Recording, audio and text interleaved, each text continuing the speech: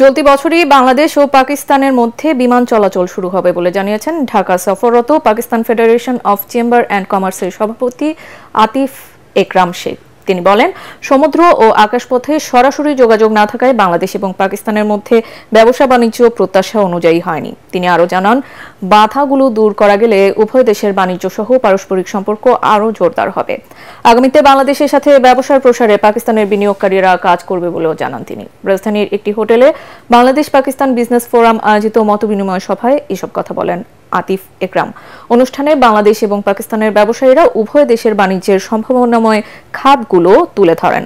FBCCI এর প্রশাসক মোহাম্মদ হাফিজুর রহমান বাংলাদেশের তৈরি পোশাক ছাড়াও চামড়া, টেক্সটাইল, ঔষধ, পাটজাত বিভিন্ন পণ্যের রপ্তানির সম্ভাবনাকে কাজে লাগানোর পরামর্শ দেন।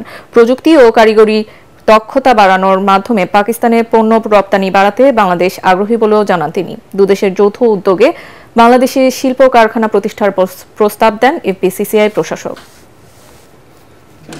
Direct flight is a very important issue right now, and I think the stars are aligned, as it were, for the direct flights. It is just a matter of time. Both sides are actually working on it actively. This is the direct connectivity. Whether it's a Malaysia line that starts, whether it's a Pakistani line, it doesn't matter. We have to connect the people, and that is the only way and a sure way of putting the things forward.